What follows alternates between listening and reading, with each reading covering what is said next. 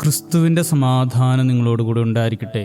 വചനകിരണത്തിലേക്ക് ഏവർക്കും സ്വാഗതം. ദാനശീലൻ എന്നായിരുന്നു അദ്ദേഹത്തെ എല്ലാവരും വിളിച്ചിരുന്നത്. കാരണം അദ്ദേഹത്തിൻ്റെ ദാന സ്വഭാവമായിരുന്നു. സ്വന്തമായി ചപ്പാത്തി ഉണ്ടാക്കുന്ന ഒരു ഫാക്ടറി അദ്ദേഹത്തിനുണ്ടായിരുന്നു. ആ ഫാക്ടറിയിൽ നിന്നും ധാരാളം ചപ്പാത്തികൾ ഉണ്ടാക്കി കടകളിൽ വിൽപ്പനയ്ക്കായി എത്തിക്കുക എന്നതായിരുന്നു അദ്ദേഹത്തിൻ്റെ ജോലി.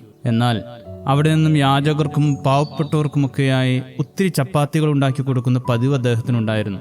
ആ കാരണത്താൽ അദ്ദേഹത്തെ എല്ലാവരും വളരെ സ്നേഹിക്കുകയും ആദരിക്കുകയും ചെയ്തു പോന്നിരുന്നു. ഒരിക്കൽ അദ്ദേഹത്തിൻ്റെ മകൾ ഫാക്ടറിയിലെത്തിയപ്പോൾ അവളുടെ പിതാവിൻ്റെ നന്മ പ്രവൃത്തിയുടെ രഹസ്യം അവൾ കണ്ടുപിടിച്ചു.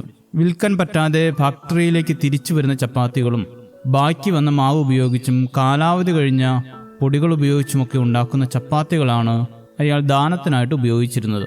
തൻ്റെ പിതാവിൻ്റെ ദുഷ്പ്രവൃത്തി കണ്ട് അവൾക്ക് വലിയ സങ്കടമായി. അവൾ ആ പഴയ മാവിൽ നിന്നും കുറച്ചെടുത്ത് വീട്ടിൽ കൊണ്ടുപോയി അന്ന് വൈകുന്നേരം അത്താഴത്തിനായി ആ പഴയ മാവ് ഉപയോഗിച്ച് ചപ്പാത്തികൾ ഉണ്ടാക്കി പിതാവിന് നൽകി. ഭക്ഷണം കഴിക്കാനിരുന്ന അയാൾ ചപ്പാത്തികൾ കഴിച്ചപ്പോൾ യാതൊരു രുചിയുമില്ലാത്ത ചപ്പാത്തികളാണ് അതെന്നറിഞ്ഞ് ഭാര്യയെ വിളിച്ച് ദേഷ്യപ്പെടാൻ തുടങ്ങി.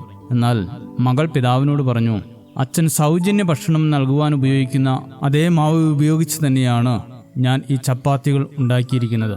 ഇത് കഴിക്കുന്നവരുടെ അവസ്ഥ ഇപ്പോൾ അച്ഛന് മനസ്സിലായി കാണുമല്ലോ.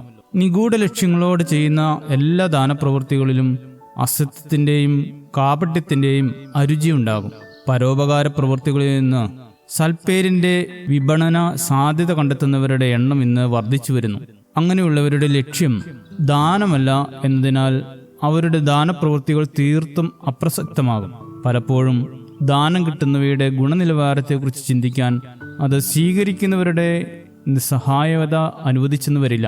പക്ഷേ നൽകുന്നവരുടെ ചുമതലയാണല്ലോ കൊടുക്കുന്നവയുടെ നന്മ ഉറപ്പാക്കുക എന്നത്. ഒരാളുടെ ദൈന്യതയെ അവഹേളിക്കുന്ന വിധത്തിൽ അയാൾക്ക് എന്തെങ്കിലും കൊടുക്കുന്നതിനേക്കാൾ നല്ലത് അയാളുടെ ആവശ്യങ്ങളെ അവഗണിക്കുന്നത് തന്നെയാണ്. പ്രതികരിക്കാൻ ശേഷിയുള്ളവനെ അധിക്ഷേപിക്കുന്നതിനേക്കാൾ ഗുരുതരമായ പിഴവാണ് നിവൃത്തിയില്ലാത്തവനെ അപമാനിക്കുന്നത്. കൈനീട്ടി നിൽക്കുന്നു എന്നതും ദാനം ചെയ്യാൻ അവസരമുണ്ട് എന്നതും കൊള്ളരുതാത്തതും മിച്ചം വന്നവയും മാത്രം വിളമ്പാനുള്ള ലൈസൻസ് അല്ല. മുൻപിൽ നിൽക്കുന്നവൻ്റെ മനസ്സ് തിരിച്ചറിയാൻ കഴിയാതെ പോകുമ്പോഴാണോ ഇതുപോലുള്ള കുതന്ത്രങ്ങൾ ചെയ്തു കൂട്ടുന്നത്.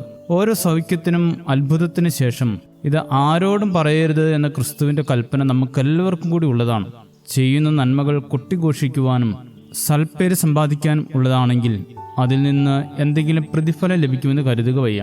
മറ്റുള്ളവരുടെ വേദനകളെ കണ്ടറിഞ്ഞ് അതിന് പരിഹാരമായി നന്മകളും ദാനധർമ്മങ്ങളും ചെയ്യുന്നതാണ് ക്രിസ്തുവിൻ്റെ വഴി. ആ വഴി പിന്തുടരുവാൻ ഏവർക്കും ഇടയാകട്ടെ. ശുഭദിനം നേരുന്നു. ദൈവം അനുഗ്രഹിക്കട്ടെ.